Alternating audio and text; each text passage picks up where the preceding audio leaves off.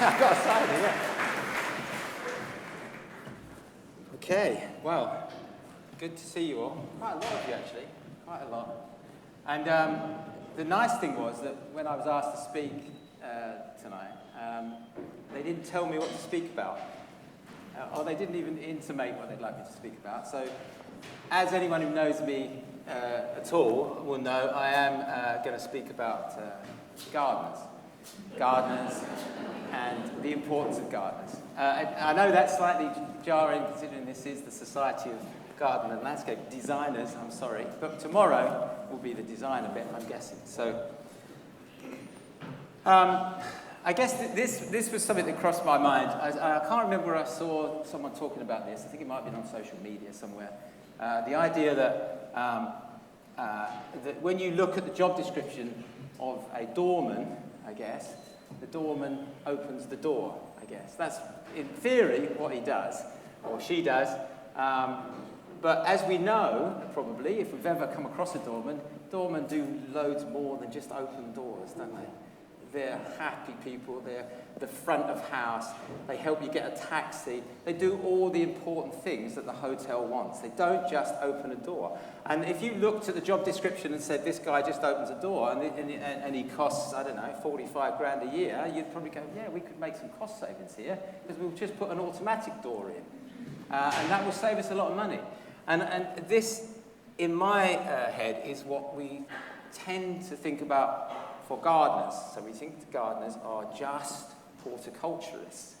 And hopefully I'm going to persuade you tonight that gardeners are way, way, way more than just horticulturalists. They're way more important than that, in fact.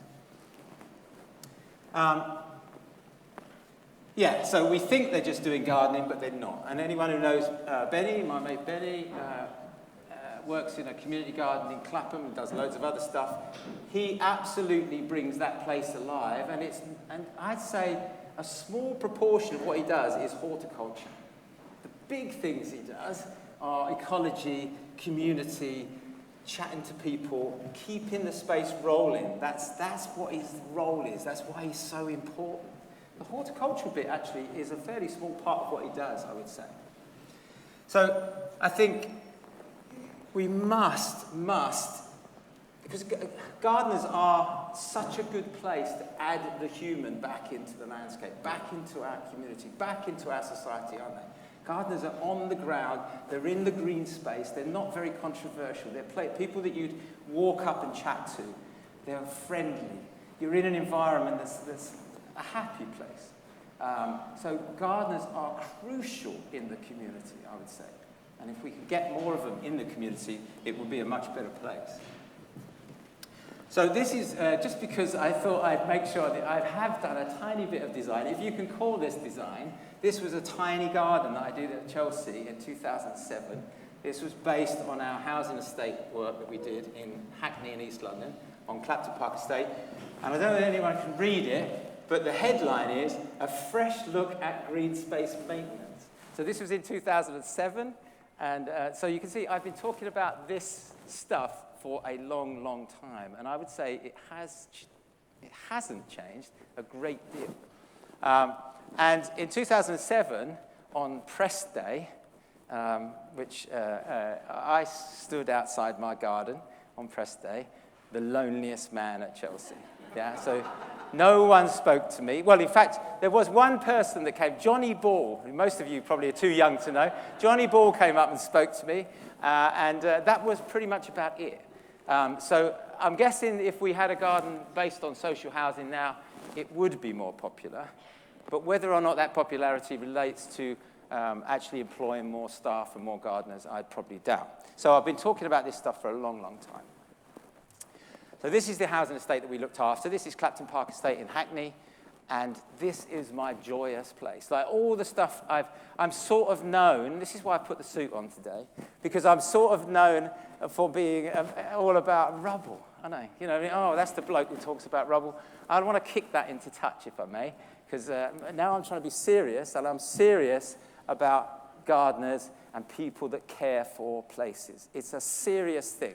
And we were there for 18 years, and during that 18 years, we learnt a lot of things. It totally changed the way I looked at gardening and horticulture and our industry. What we learnt was that you need to be caring. Caring was a part of my gardening. So we basically signed a maintenance contract in 2002.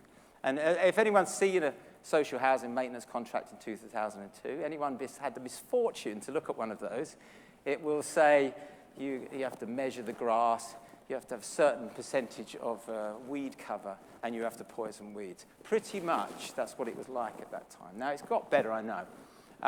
But what we found was that all the things that weren't in the contract, all the good things we did, weren't in our contract. And one of the things that we did, I think we did, was care. So I was very keen to make the place better. So one of the first things we did was remove this shit on the left, right? So this is the sign outside, as you enter our estate, which it tells you you are entering it, obviously like some sort of war zone that you're entering. You enter in our estate, and it's managed by the Clapton Park Management Organisation, right? So immediately, I don't know what you think, immediately you're going to think this is a bad place. So that was a reflection. That's what somehow we thought social housing should be like. And we thought that sign, somehow, what is that sign doing in any way? So we riveted a new sign on top of the old one, leaving the old one there for historic reasons, so people know never to do that again. And we one of our residents hand drew a map of the estate, and we marked all the nice bits. We didn't mark the bad bits, obviously. We kept that off, but we marked all the nice bits. We asked people, we welcomed people to the place. Now, this is just human behavior, isn't it? This is just taking away that kind of weird kind of, I don't know, who in their right mind would design the sign on the left? Who decided that was a good idea, And then we took these down. Anyone here ever, when they were a kid playing football, anyone ever look up and think, oh, it says no ball games here, I'm off, right? Never. Whoever does that? Useless, pointless, shouty signs, Like the one that says no fouling. You know those ones with a big stinky pile of poo next to it? They don't work because they're not human. They're not about people.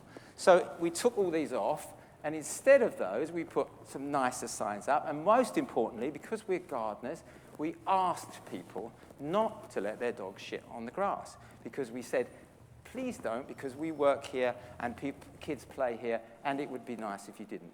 And therefore, and weirdly, people didn't so much. Yeah? Because it's, I know, I'm not, they definitely, some people still did, obviously they did, but it was way, way better, way better. And when you're a gardener, when you're on a place, when you're in a place regularly, you obviously are going to listen and understand what people want. You're there regularly. So this is one of the blocks that we looked after. And this all the work that's on this we did. We planted the trees. We built the green roof thing. We've done all that. But most importantly, we listened to what people wanted. So we understood that we could leave that bit of long grass as long as we left a good chunk of short grass for the kids to play football on, and as long as we left the entrance to the shelter so that people could go and smoke weed. So that, we listened, yeah? We listened, and that's what people wanted. And that's what made people happy. And you can do all these things as a gardener, and you can see all these things are not necessarily horticulture. Keep pressing the wrong button for some reason. And when we listened, for instance, I listened. Now, anyone who's seen me talk, I'm sorry, I use this slide all the time. I apologize, but it's one of my favorite ever slides, and it's probably my proudest moment in my career, in that Zeynep, one of our Turkish residents, was up in her first floor flat, looking down at me, the idiot bloke walking up and down with the mower, like you do. And as I was pushing this mower around, I noticed that there was a little row of coriander sown underneath the horrible hybrid tea roses in the horrible rectangular rose bed. Yeah? And I look down at this, being a gardener, I'm thinking, yeah, that's cool. Someone's planted some coriander. How nice. And I turned around, and Zainab was looking down from her balcony. We couldn't speak the same language, because I couldn't speak any Turkish, she couldn't speak English. But the look on her face was, if you touch that stuff, and you could just tell, you know, I'm going to come down and destroy you. So we dug the roses up, we gave her that space to grow food, and then eventually she was so comfortable in that space, she baked all her bread there. So this, for me, is quality, decent, green space maintenance, and there is no plant in it, because we listened to what she wanted, and we delivered it, and it cost virtually nothing. All we've done is given her the confidence to bake bread with her sister and all her family. And the other thing we learned very quickly, certainly from the Turkish community, I feel like I want to go and just have a quick sip of cider. Would that be okay? Because I'm getting a bit, my voice is getting a bit dry. So we learned very quickly that the big chunk of Turkish and Kurdish residents, dolma is a big deal for them, and they need fresh grapevine leaves to make it. And there was no grapevines and no grapes on our estate, so we planted a grapevine on the beautiful railings. And can I just emphasize, railings on social housing are genius things. Beautiful, quality trellis, right? Not your B&Q fall to pieces in 5 minutes. These are galvanized 1950s railings. So we planted a grapevine on there. 10 quid to plant the grapevine. One of the best things we did. Cheap. But what it needed was labor to keep the grapevine in order, labor to keep it watered, to get it started. It just needed labor. It just needed energy from people. It didn't need infrastructure or material.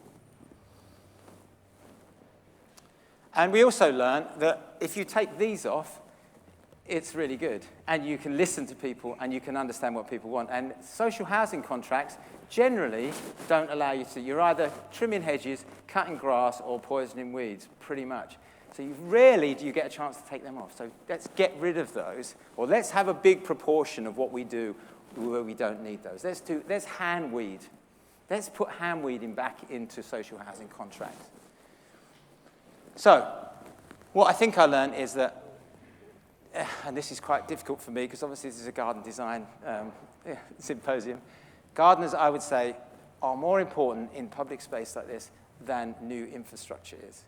I think if you invested in more gardeners, you would make a bigger difference and make people much happier than you would if you necessarily redesigned a whole chunk of their estate. That's in my head. The problem is, as you all know, is that all the money is always at the front, isn't it? So all that we can always get money to build stuff. Like we on our estate, we always could get money to build a bloody pergola or a raised bed or an allotment. We could always get money to do that. But could we, we suggested very, very often that can we have some of that money to pay a local gardener to work with the residents to look after that space after it's finished? No, you can't. So all the money is up front. In the same way as these guys have spent more money on the spade than they have on the tree, and they've certainly spent more money than they've spent to someone to come and water the tree. This is the way it works at the moment. And this is what we need to change, this would change everything if we could do this. Anyone here, I don't know, anyone here, I'm guessing quite a lot of you have been involved in funded infrastructure projects. How many of you have been back 5 and 10 years later? Especially the ones where they go, oh, yeah, we'll build this, and you know what? We'll get volunteers to look after it. That's fine. Just call a few local people. They'll take care of it all. It never works, does it? Or very, very rarely does it work. So we've wasted all that funding, carbon, energy, haven't we? We've wasted it instead of giving it to people. And this is, planting trees in boxes, as you probably well know, is one of the classic things that seems to be done. So if anyone wants to let me know of any case studies that you've designed and built, good and bad, we've got a gardeners conference coming up in February. We'd love to showcase some of this and understand how much money goes up front and what happens after 5 years. That would be really good to know. So what we need to do is get the best bloody gardeners into the poorest places. We need to fund the best people, the best gardeners, and put them in the poorest places. We need to drag the best gardeners out of the wealthy back gardens, and we need to put them in public space. And honestly, it would change everything. And the amount of money you're talking about in comparison to big infrastructure projects is tiny. I had a meeting with the lottery recently, and they are looking at their whole policy, 25 to 30, and they are very interested in this conversation. So if any of you are also interested in this conversation, give me a shout, and I can link you to the fund that they're thinking of. They're thinking of changing. If we can put, as far as I could tell, they were very interested in looking at moving money from capital into revenue, because they know that makes sense. So I guess a few questions for you guys. How would you design a space if you knew that you had a low maintenance budget? I'm guessing this piece of, you can call it landscape, this piece of infrastructure, this is, for my head, what happens if you say to a gardener, and I'm not blaming landscape architects or garden designers, because most of the time you know the maintenance is going to be shit, don't you? Most of the time you know that. So therefore, what you design, presumably, is going to be based on that understanding. And this was based on that understanding, wasn't it? Because they've spent, I don't know, $5,000 of granite to make a frame around a small piece of dirt that doesn't even have anything in it, because they know that no one's going to look after it. That's my guess. Why would you design that for any other reason? You know? So if we could give all of you the confidence, if I said to all of you, you're going to do this scheme you're designing, I am going to give you really good quality maintenance. Imagine how lovely that would be for you, because I'm guessing you would design more soft landscaping, you'd design more porous surfaces, you'd design more intricate planting because you'd know that they're going to be looked after. It would be a joyous place, wouldn't it? Because you'd be allowed to do, actually, what I think you want to do. But at the moment, you're constrained because you know that generally they don't get looked after. So I'm not saying this is true, but the fact that places don't get looked after, you know, if a place gets looked after and it's joyous and wonderful, does it need to be redesigned? Probably not. If it's poorly looked after, it probably does need to be redesigned. And here's a few places. New York High Line, Sheffield Grey to Green, Horatio's Garden. Very popular, very successful schemes, I would say. High Line, the most visited place in New York, virtually tourist-wise now. How much do you think they spend on maintenance in the New York High Line per acre per year? Any guesses? Okay, I'm going to tell you that. $750,000 per acre per year. That compares to $7,000 for a New York park per acre per year. So for some reason, the New York High Line is really popular because it has amazing maintenance. What makes the Greater Green Scheme so good, obviously, the initial design, beautiful, incredible ambition, but the people that look after the Greater Green Scheme are the key, aren't they? 10 years ago it was designed, and it still looks good because I think Nigel and the people involved insisted on good maintenance. That's why it's good. I'm guessing if you'd have given Nigel a social housing green space budget, it would have looked a bit bad. I'm guessing that. I don't know, but I'm guessing that. So these places are successful because they have amazing maintenance, because they have incredible care. The other thing that gardeners do, I would suggest, and gardens do, is make complex places. If you have more gardeners, you can make places very complex, can't you? Because you've got someone to look after it. The more complex the place, the more microclimates. The more microclimates, the more our native species can adapt to climate change. If you make something really complicated, then if it gets too hot, there's somewhere for something to go. If it gets too cold, there's somewhere for the thing to go. If it floods, there's somewhere for it to go. If you make places wonderfully complicated, we can start looking at keeping our native flora for longer instead of immediately swapping over to Mediterranean and American plants like we kind of are doing at the moment, aren't we? We're sort of saying, no, we can't do it, and the native's going to go, we're going to do that.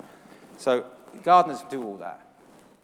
And I would suggest that intensively gardened places, if you have an intensively gardened place within a local country park, even if it's a small space, say it's an acre garden or half an acre garden, garden intensively, you drive biodiversity unbelievably. Those places become a hub for biodiversity, and that's spread out into the wider area. Now, Dixter proves this. I think we do at our place prove it. There's loads of places that prove it, that the garden space is crucial for biodiversity, incredibly important. And, of course, if you have a garden space, you have a gardener there to share ideas, to inform the public, to make it a wonderful place. So, you get the biodiversity and you get all that other stuff if you have a garden space. So, the money from B&G. Let's not let the money from B&G disappear off to a wealthy landowner in the middle of nowhere on a private field. Let's move the money from B&G into the local country park. Let's prove to the B&G people that a garden space is a biodiverse place, is a place that should get B&G money. And then we get B&G money for 30 years. Let's pay a gardener for 30 years to make a place incredibly good for biodiversity. Let's not let this public money disappear into private landowners. Let's keep the public money in the public spaces. And we can prove hands down that garden places are amazing for biodiversity. Because basically a garden is an open mosaic landscape, isn't it? It is. And open mosaic landscapes are some of the most biodiverse places you could imagine. So this comes on to what should a modern gardener be? What should they be trained in? Because I think this is another a really big subject. Because horticulture, as I say, is one part. There's a huge other amount of stuff you could train in. So we've set up a not-for-profit now with the wonderful Susanna Grant, and we're training people in everything other than horticulture, in community, into ecology, into green infrastructure, all those incredible things that gardeners can do. We take it for, it's a given that they have horticulture, because there's so many wonderful places that teach horticulture. So this year we offered free training for 15 gardeners, the most joyous thing. So it's really fantastic. And we train gardeners in all this kind of stuff. Next year, we're hoping to create more free training for professional gardeners. We're also going to start training, hopefully, NHS ground staff gardeners and council ground staff gardeners for free, because I think the money invested that. The problem is we can train who you like, and we can train the NHS gardeners or the council gardeners, but we need to create the jobs to make that training useful. Otherwise, it's not going to be useful. We're also thinking of setting an award scheme up for gardens or landscapes that have been there for 10 years, right? So we give an award for landscapes that are joyous, wonderful, and functioning and incredible 10 years after they're built. Yeah, because if you win a sustainability award for a garden that's just been built, what does that mean? I mean, I'm not having a go about this because we got a sustainability award for our bike shelters, right? How do they know it's sustainable? I've only just built it. Do you know what I mean? So I think it would be really good as an industry if we started rewarding places that functioned and worked and were wonderful 10 years down the line, because that would mean they've had good maintenance and good care. This is some of the new, hopefully, if we can get more money, which there's a good chance that we're going to get more money, one extra gardener in every social housing estate. This is the gardener on top of the basic maintenance. So let the basic maintenance carry on, the grass cutting, the hedge trimming, all that stuff. Put a gardener in above that, layered above that, that just does the nice stuff, just does the good stuff. And imagine what that would do. Honestly, it would be a game changer. And obviously, we need to have a show garden, next to Tom's, probably, if we can. And on that garden, we'd like to have gardeners on display. No garden, no plants, no garden, just gardeners. Beautifully displayed, I would suggest, on a velvet background shelf like these, what are these called? Auriculas, are they? I think there'll be a winner. But we do want the 450 grand.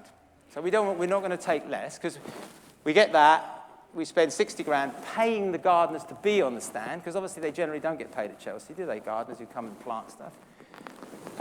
we spend maybe 40 grand on making a beautiful place for them to sit, and then we spend the rest on social housing. And that, for me, would be a winner. A winner for the RHS, I would say, a winner for the TV, a winner for our industry, I would say. So, just to finish, people like, it's really annoying because people like this wall. They like Fiona, my wife's cooking, and Fiona's garden. That's what they like at my place. I've definitely gone into second place, and I had nothing to do with this, apart from getting the dry stone waller up from Devon to build it.